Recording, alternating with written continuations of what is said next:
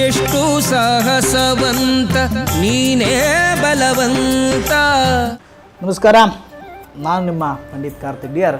ಇದು ಶ್ರೀ ಗುರು ಗದ್ದುಗೆ ವೀರಾಂಜನೇಯ ಸ್ವಾಮಿ ಸುಕ್ಷೇತ್ರ, ಹಾಸನ ಜಿಲ್ಲೆ, ಹಾಸನ ತಾಲೂಕು, ಬೇಲೂರು ರಸ್ತೆ, ಸಿದ್ಧಾರ್ಥ ನಗರ ಮುಂಭಾಗ, ನ್ಯಾಯಾಧೀಶರ ವಸತಿ ಗೃಹದ ಹತ್ತಿರ, ಹಾಸನ.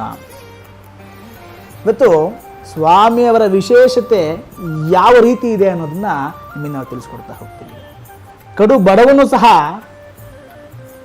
ಉತ್ತಮ ಸ್ಥಾನಕ್ಕೆ ಹೋದಂಥವನು, ವೈದ್ಯರಿಂದ ಸಾಧ್ಯವೇ ಇಲ್ಲ ಅಂತ ಅಂದವನು ಸಹ ಗುಣವಾಗಿ ಎದ್ದವರು, ರಾಜಕೀಯದಲ್ಲಿ ಕೊಟ್ಟಂಥ ಮಾತನ್ನು ತಪ್ಪದೆ ಗೆಲ್ಲಿಸಿದಂತಹ ಕ್ಷೇತ್ರ ಈ ಸ್ವಾಮಿಯವರ ಸುಕ್ಷೇತ್ರವಾಗಿರುತ್ತೆ.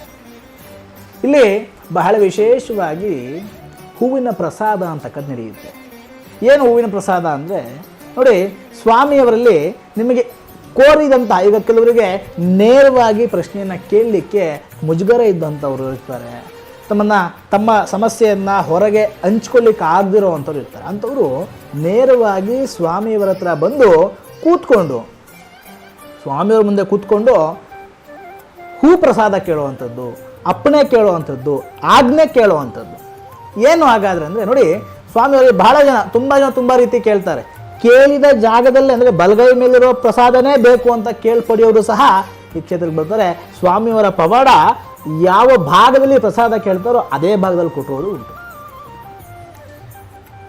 ಯಾವ ರೀತಿ ಅಂದರೆ, ಮೊನ್ನೆ ಇತ್ತೀಚೆಗೆ ಯಾರೋ ಒಬ್ಬರು ಭಕ್ತರು ಸ್ವಾಮಿ ಹತ್ರ ಕೇಳಿದರು, ನೋಡಪ್ಪ, ನಾನು ನಿನ್ನ ಸನ್ನಿಧಾನಕ್ಕೆ ಬಂದಿದ್ದೀನಿ, ನನ್ನ ಕಷ್ಟವನ್ನು ನೀನು ಪರಿಹಾರ ಮಾಡ್ತೀವಿ ಅನ್ನೋದೇ ಆದರೆ ನಾನು ನೀನು ಬಲಗೈ ಮೇಲೆ ಇರೋದೇ ಪ್ರಸಾದ ಕೊಡಬೇಕು ಅಂತ ಹೇಳಿದಾಗ, ಬರೀ ಸ್ವಾಮಿಯವರು ಅವರ ಕೇಳಿದ ಆ ಬೇಡಿಕೆಗೆ ವಿತಿನ್ 2 ಮಿನಿಟ್ಸಲ್ಲಿ ಅವರ ಬಲಗೈ ಮೇಲಿದ್ದ ಪ್ರಸಾದವನ್ನು ಕೊಟ್ಟು ನಾನು ಸಂತೃಪ್ತಿನ ಹೋಗು ಅಂತ ಹೇಳಿದರು. ಅವ್ರು ಕೇಳಿದಂಥ ಪ್ರಶ್ನೆ ಬೋರ್ವೆಲ್ ಪಾಯಿಂಟು.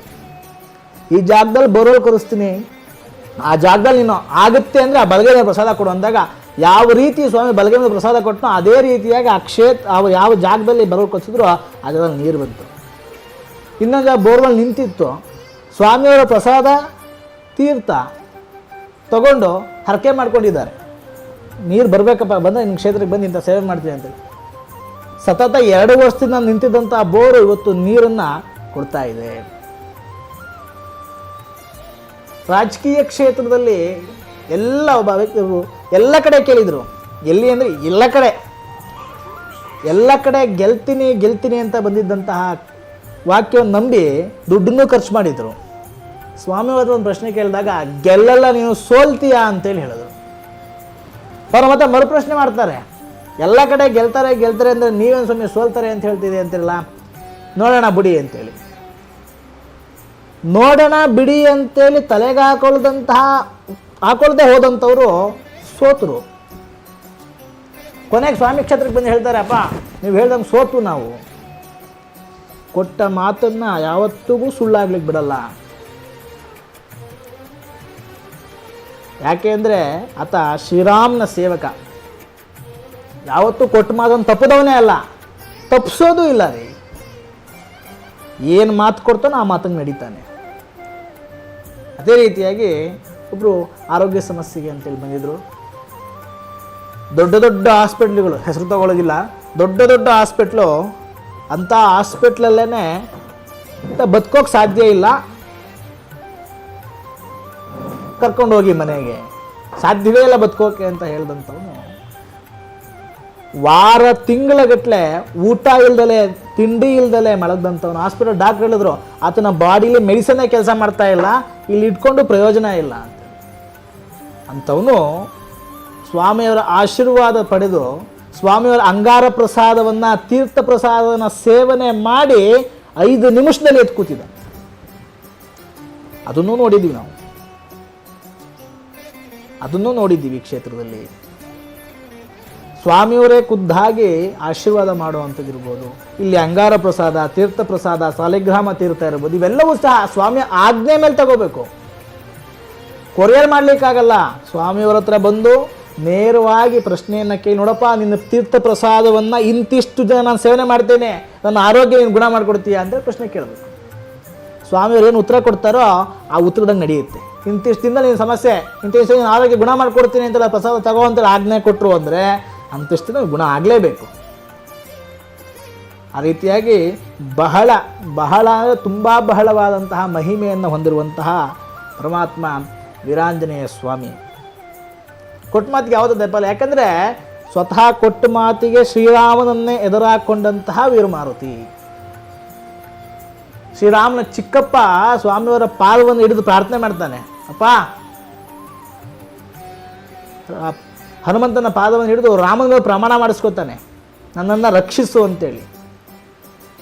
ಶ್ರೀರಾಮನ ಚಿಕ್ಕಪ್ಪನನ್ನು ರಕ್ಷಿಸಲಿಕ್ಕೋಸ್ಕರವಾಗಿ ಸ್ವಾಮಿ ಶ್ರೀರಾಮನನ್ನು ಎದುರಿಸಿ ನಿಲ್ತಾನೆ. ಇದು ರಾಮಾಂಜನೇಯ ಗದಾಯುದ್ಧ ಅಂತೇಳಿ ರಾಮಾಯಣದಲ್ಲಿ ಬರುತ್ತೆ. ಯಾಕೆ ಈ ಮಾತನ್ನು ಹೇಳಿದೆ ಅಂದರೆ, ಕೊಟ್ಟ ಮಾತನ್ನು ತಪ್ಪಲಾರ ಯಾವುದೇ ಕ್ಷೇತ್ರದಲ್ಲ. ಅದೇ ರೀತಿಯಾಗಿ ಸೇವೆ ಹರಕೆ ಅನ್ನುವಂಥದ್ದು ಸ್ವಾಮಿಗೆ ಮುಡುಪು ಕಟ್ಕೊಳ್ಳೋ ಅಂಥದ್ದು ಇದು ನೂರಾರು ಮಾಡ್ಬೋದು. ಸೇವೆ ಅಂದರೆ ದುಡ್ಡು ಹಣ ಕಾಸು ಒಡವೆ ಬೈಡೂರೆ ಅಷ್ಟೇ ಅಲ್ಲ ರೀ. ಸ್ವಾಮಿಯರಿಗೆ ನಮಸ್ಕಾರ ಮಾಡುವಂಥದ್ದು ಸೇವೆನೇ. ಹಾಗಾಗಿ ಮಾಡುವಂಥ ಹರಕೆ ನೂರು, ಮಾಡುವಂಥ ಸೇವೆ ನೂರು. ಹಾಗಾಗಿ ನಿಮ್ಮ ಸಮಸ್ಯೆಗಳನ್ನು ಇಲ್ಲಿ ಯಾರ ಹತ್ರನೂ ಹೇಳ್ಕೊಬೇಡಿ, ಸ್ವಾಮಿ ಹತ್ರ ಬಂದು ಹೇಳ್ಕೊಳ್ಳಿ. ನನ್ನ ಹತ್ರನೇ ಹೇಳ್ಕೊಬೇಡಿ. ನೀವು ಸ್ವಾಮಿ ಮುಂದೆ ಕೂತು ನನ್ನ ಸಮಸ್ಯೆ ಆಗಿದೆಯಪ್ಪ ಪರಿಹಾರ ಮಾಡು ಅಂತೇಳಿ ಅವನನ್ನು ಕೇಳಿ. ಆತ ಕೊಟ್ಟ ಅಂದರೆ ಖಂಡಿತವಾಗ್ಲೂ ನಿಮ್ಮ ಸಮಸ್ಯೆ 100ಕ್ಕೆ 100 ಬಗೆಹರಿಯುತ್ತೆ. ಯಾಕಂದರೆ ಕಲಿಯುವ ಸತ್ಯ ದೈವ ಯಾರು ಅಂದರೆ ಹನುಮಂತ ಒಬ್ಬನೇ ಅಂತೇಳಿ. ನೇರವಾಗಿ ಇಲ್ಲಿ ಯಾರೂ ಯಾವುದೇ ರೀತಿಯಾದ ನಿಮಗೆ ದೇವ ದರ್ಶನ ಮಾಡಲಿಕ್ಕೆ, ಪೂಜೆ ಮಾಡಲಿಕ್ಕೆ, ಪ್ರಾರ್ಥನೆ ಮಾಡಲಿಕ್ಕೆ ಹಣ ಕಟ್ಟಿಸ್ಕೋಬೇಕು ಅನ್ನೋದಿಲ್ಲ. ನಿಮ್ಮ ಸೇವೆ ಸ್ವಾಮಿಯವರ ಆಶೀರ್ವಾದ, ನಿಮ್ಮ ಭಕ್ತಿ ಸ್ವಾಮಿಯವರ ಅನುಗ್ರಹ. ಹಾಗಾಗಿ ಈ ಸ್ವಾಮಿಯವರ ಕ್ಷೇತ್ರ ನಿಮಗೂ ಅಭಯ ಕ್ಷೇತ್ರವಾಗಲಿ, ಸ್ವಾಮಿಯ ಅಭಯ ನಿಮಗೂ ಸಿಗಲಿ. ಅವರ ಅಭಯವನ್ನು ಪಡೀಲಿಕ್ಕೆ ನೇರವಾಗಿ ಬಂದು ಸ್ವಾಮಿಯ ದರ್ಶನ ಮಾಡಿ. ನಮಸ್ಕಾರ. ಎಷ್ಟು ಸಾಹಸವಂತ ನೀನೇ ಬಲವಂತ.